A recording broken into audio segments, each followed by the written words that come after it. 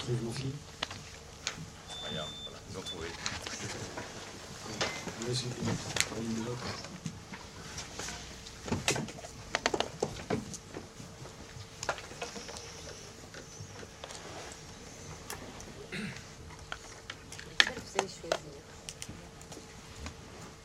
Bien, bonsoir à toutes et à tous.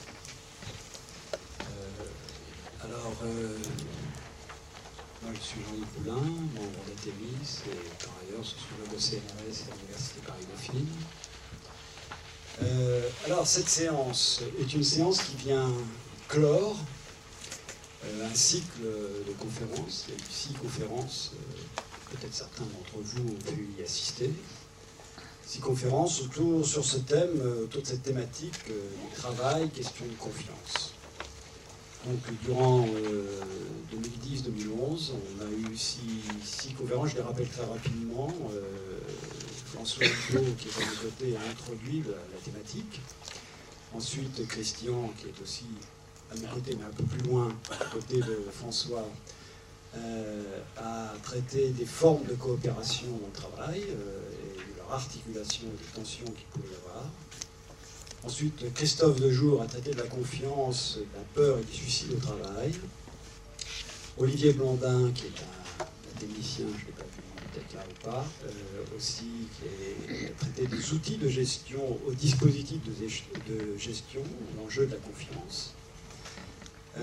Ensuite, moi-même, j'ai traité la question du temps et de la confiance. Et enfin, Patrice Vidal, pas là aujourd'hui, il n'a pas pu venir, à traiter de la question du territoire générateur de confiance. Alors, ce soir, il ne s'agit pas du tout de faire, d'essayer de tirer une synthèse des 6 précédentes conférences, mais en fait, de partir de ce qui est au cœur du projet d'Athémis, qui est en fait la centralité du travail, et d'essayer de procéder à un dialogue entre 2 collègues, mais aussi 2 disciplines, l'économie et l'ergonomie, et de revenir sur les raisons qui constituent la confiance en un enjeu multiple, enjeu managérial, enjeu de santé, enjeu de création de valeur, et au total, on peut dire un enjeu de société. Alors, pour ceux qui connaissent bien Athémis, vous savez que le travail occupe une position centrale dans les processus, qu'on considère ici à Athémis que le travail occupe une position centrale dans les processus sociaux, économiques et environnementaux, et que cela est lié au moins à partir, enfin en tous les cas, nous apparaît pertinent à partir de une triple fonction du travail. D'abord, sa dimension subjective, notamment au regard de la construction de soi, ce qui dépasse d'ailleurs le travail en soi et le travail pour soi, et l'interroge dans sa relation aux autres activités, notamment aux autres activités qui sont des activités hors travail. C'est un sujet qui est devenu de plus en plus tendu et de plus en plus important. Le deuxième, c'est le travail comme opérateur de la construction de liens sociaux, et là aussi dans l'espace du travail, mais aussi probablement, je crois, dans sa liaison avec le hors-travail. Et enfin, la dimension de création de la valeur. Donc c'est bien le travail comme instituant un rapport au réel et à l'ensemble de la société qui est au cœur de nos préoccupations de recherche et d'action ici à Athémis.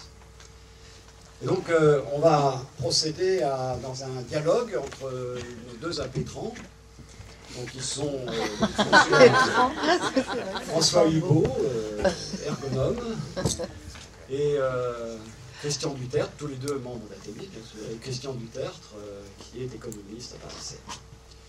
Et dans un premier temps, je voudrais, mes chers amis, que vous reveniez sur ce lien qu'on a fait entre confiance et travail. Et peut-être toi, François, sur la question justement de la subjectivité, du point de vue de la subjectivité et de la construction de soi. Est-ce que tu peux revenir sur ce qui fonde la confiance pour l'individu dans l'exercice de son activité de travail? Et quant à Christian, dans cette première séquence d'ouverture, on dirait, peut-être plus sur la construction des liens sociaux et ce que cela implique en termes d'organisation du travail, notamment en ce qui concerne les formes de coopération qui doivent être distinguées d'ailleurs de la coordination, comme tu le dis si souvent. François, est-ce que tu peux avancer sur cette question de la subjectivité? Alors effectivement, je repartirai de l'idée qui centrale pour les ergonomes, mais pas seulement, pour aussi les psychologues du travail, ceux qui s'intéressent aussi à la psychodynamique. Il y a tout un courant donc, des disciplines du travail qui posent finalement que le travail est toujours une expérience du réel, comme on dit, c'est-à-dire une expérience de ce qui résiste, ça se dit aussi comme ça, ce qui veut dire que travailler, ça procède toujours de la capacité d'oser s'aventurer dans ce qui n'est pas maîtrisé d'avance. Et c'est la raison pour laquelle, si on suit ce propos, on peut comprendre que pour ça, ça suppose, même si ce n'est pas souvent explicité sous cet angle, ça suppose de la confiance, d'oser s'aventurer. Alors, une confiance en soi, une confiance dans les autres avec lesquels on va s'aventurer, je crois que Christian va y revenir, une conscience dans les outils avec lesquels on va agir, une confiance dans la technique, c'est extrêmement important, une confiance dans l'organisation qui fait en sorte que toutes ces dimensions vont converger dans une efficacité globale du geste. Et puis j'ajouterais également une confiance dans la façon dont la société saura accueillir ce qu'on fait, autrement dit, saura lui trouver de l'utilité, lui donner du sens. Bref, que ce que l'on fait, on va dire, est utile. Et on a besoin donc de cette confiance-là. Le point qui est à mettre en résonance avec cet aspect des choses que l'on déclinera plus partiellement plus tard, c'est que la confiance, elle est en rapport inversement avec la capacité donc d'échouer. On a besoin de confiance parce qu'on sait que c'est pas gagné, et que donc on s'admet, on s'accepte comme vulnérable, comme susceptible donc de se trouver dans une situation pénible. De sorte que la confiance renvoie très vite au problème de la qualité de l'évaluation qui sera faite par les uns et les autres, et donc la qualité de l'autorité qui réside à cette évaluation. L'autorité étant ici comprise comme ce à quoi on accepte de s'en remettre pour que le jugement soit fait sur ce qu'on fait, et pour qu'il dise ce que ça vaut.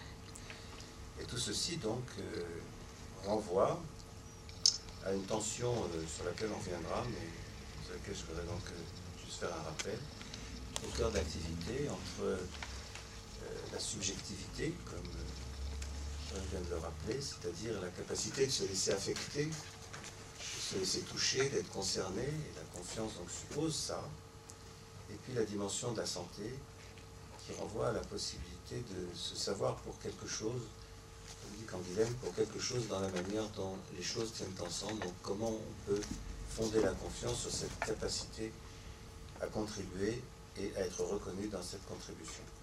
Ce sont là les éléments, je dirais, de fondation un peu de mon propos. On va revenir ensuite dans les différents moments prévus sur certains points. Question ? Moi, le point qui me frappe à propos de la confiance et du travail, c'est le fait que ce thème est monté en puissance ces derniers temps, et notamment ces dernières années, alors que les recherches que nous faisions à la fin des années 70, début des années 80, finalement ne posaient pas tellement la question de la confiance comme une question essentielle du travail. Donc le problème que je me suis posé, c'est pourquoi cette question de la confiance est aussi importante à l'heure actuelle? Qu'est-ce qui permet de comprendre en fait que la confiance est une ressource essentielle dans l'activité? Alors il me semble que ce point-là est à rattacher avec les quelques transformations structurelles et économiques, et notamment le fait que l'on est passé d'une situation où l'activité était vraiment centrée sur l'industrie à des activités qui sont centrées sur les services. Cette mutation structurelle de nos économies développées, une économie industrielle vers une économie que j'appelle servicielle, est à mon avis le cœur des problèmes pour comprendre l'importance stratégique de la question de la confiance. Et de la confiance dans les situations de travail. L'enjeu, ce n'est pas simplement de comprendre les formes de la spécialisation. L'enjeu, ce n'est pas simplement de prendre conscience et d'analyser les formes de la coordination, comme disait l'économiste. Le problème, c'est de prendre conscience de l'importance des formes de coopération. Coordination, ça renvoie à la division du travail, ça renvoie à la spécialisation du travail, ça renvoie à la question des routines, ça renvoie à la question d'une professionnalisation fondée sur cette expérience limitée.